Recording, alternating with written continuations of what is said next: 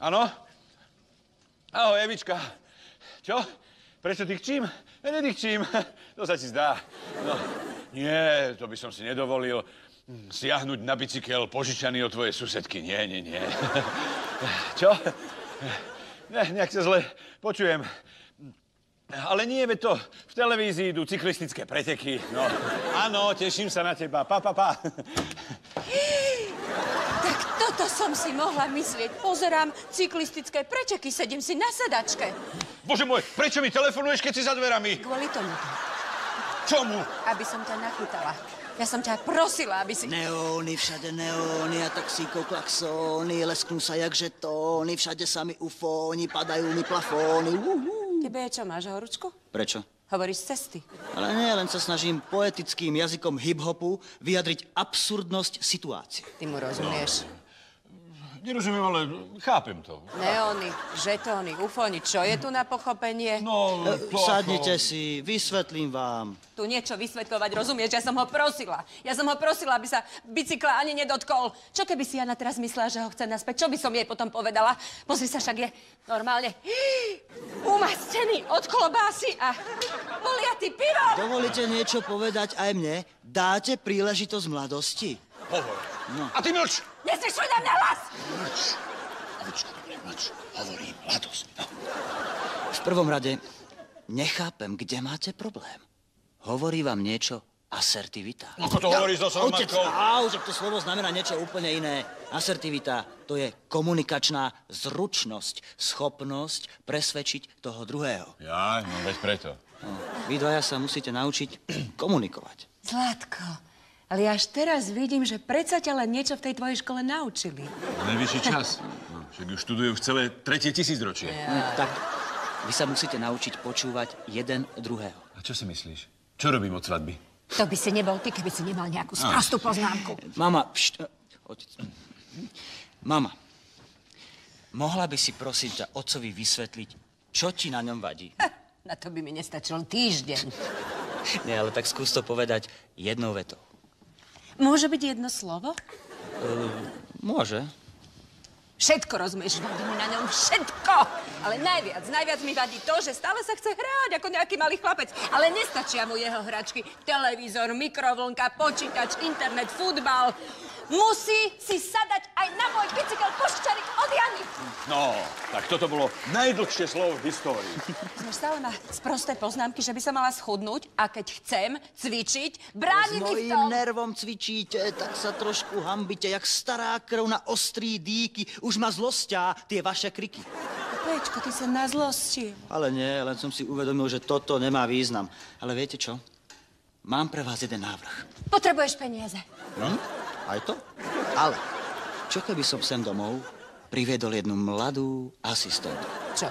Ona možno s vami niečo spraví, naučí vás správať sa. Viete, ona prednáša komunikáciu. A keď sa jej to nepodarí, tak aspoň bude mať materiál na svoju doktorandskú prácu a mne možno uľahčí skúšku.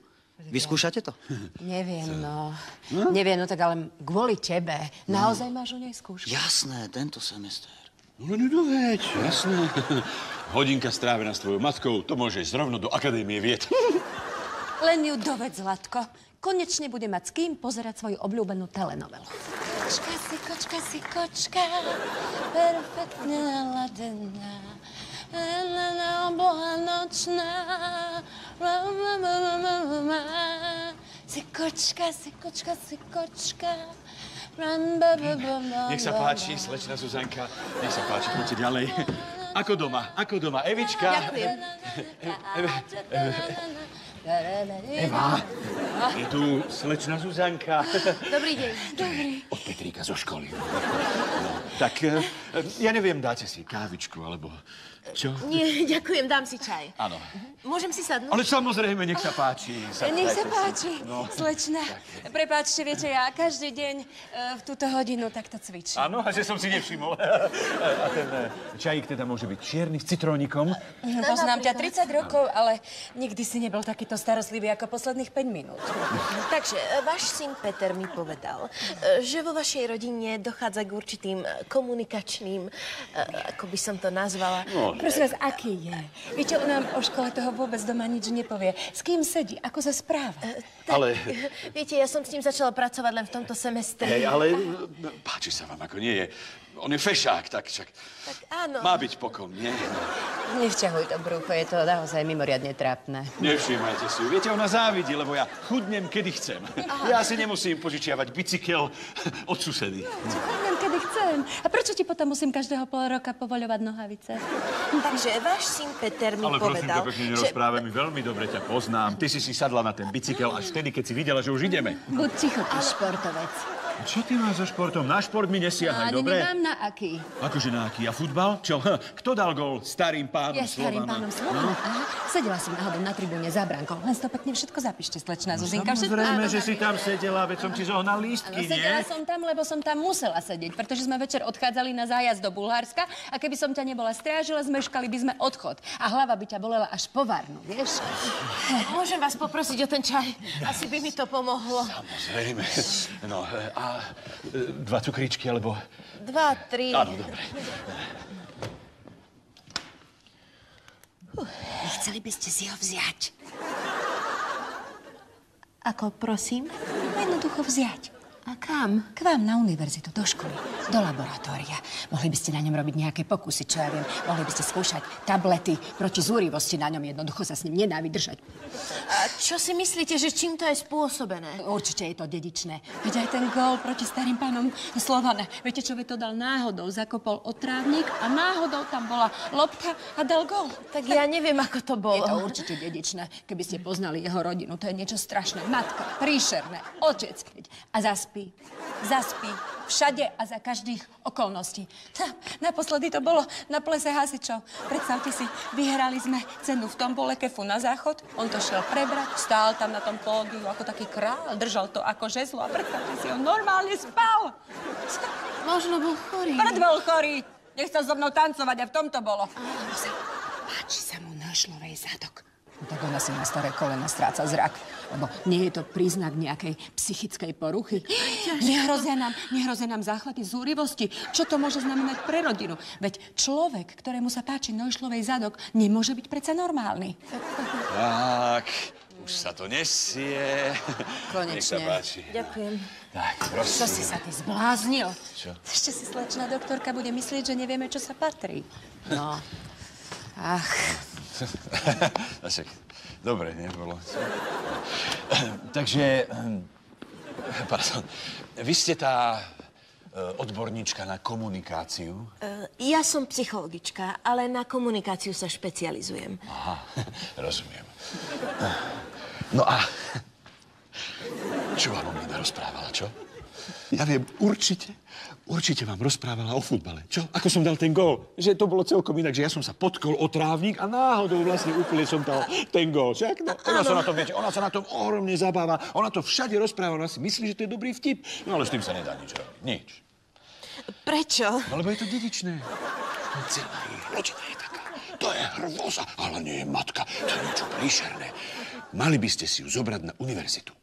Koho? Vašu manželku alebo vašu svokru? Najlepšie obidve.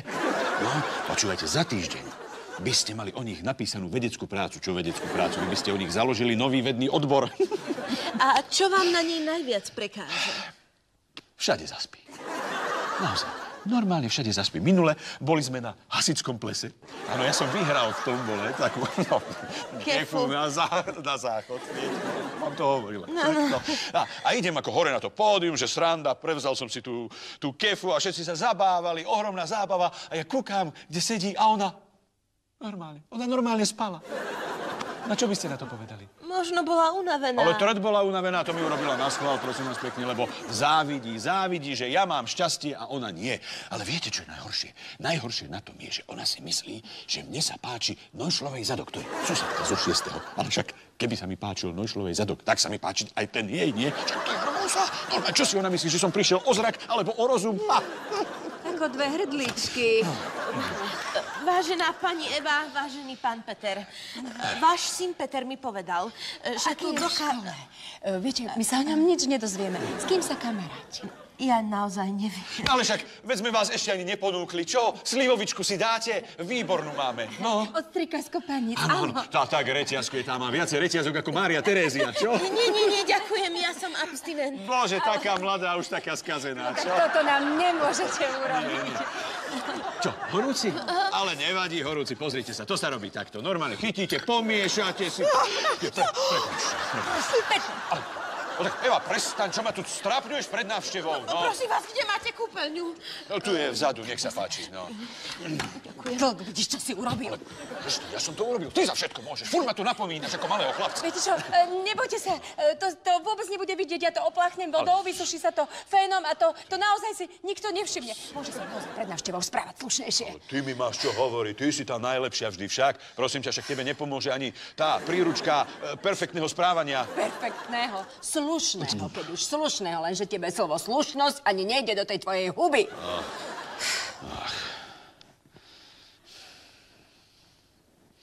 Kde je? Kto? Tá doktorka. Tak išla do kúpeľne, nehovorila. Tak ale je tam nejako dlho. Chod sa za ňou pozrieť, či sa niečo nestalo. Ale prosím ťa, čo by sa jej malo stať? Slečná Zuzanka? No. Zuzanka? A však ona tam nie je. Čože? Ona normálne odišla. Odišla preč. Ani sa s nami nerozlúčila? No tak ja vidíš No toto? vidíš, Toto je to slušné správanie však. Dnešná mládež vôbec nemá poňatia o slušnom správaní. Ja neviem, kam ten svet speje. A ona nám bude hovoriť o asertivite, no?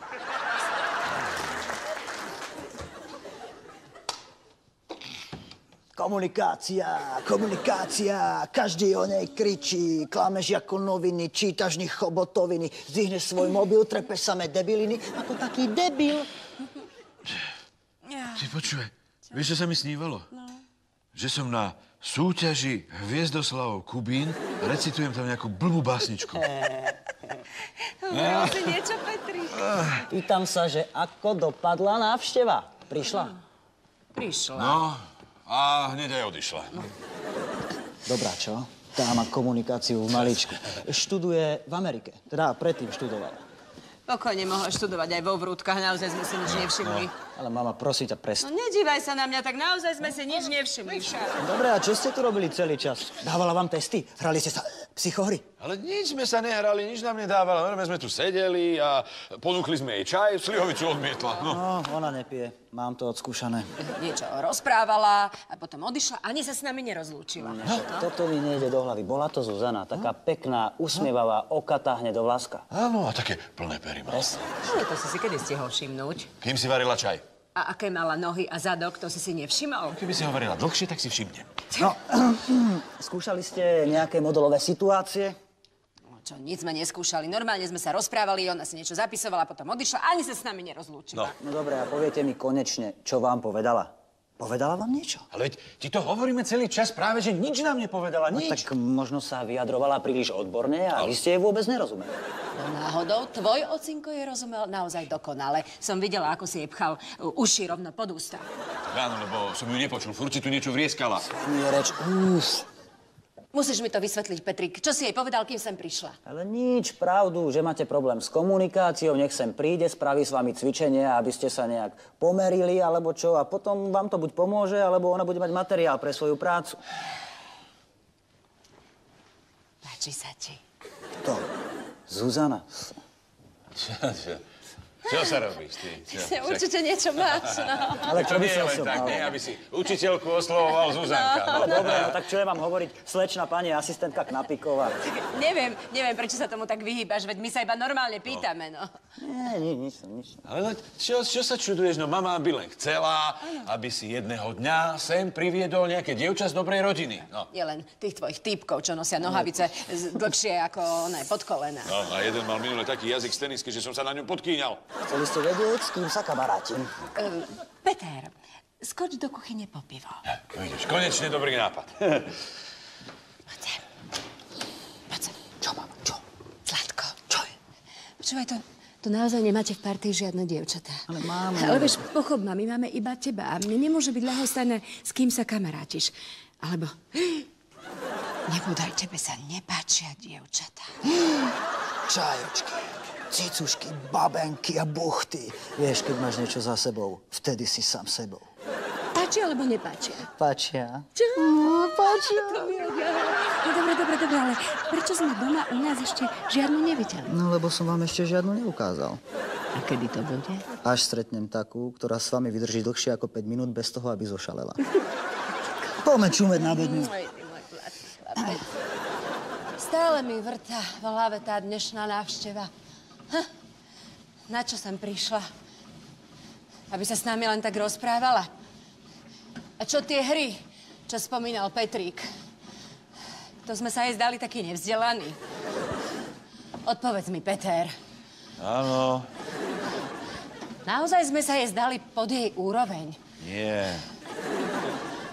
Áno, alebo nie. Áno aj nie, no.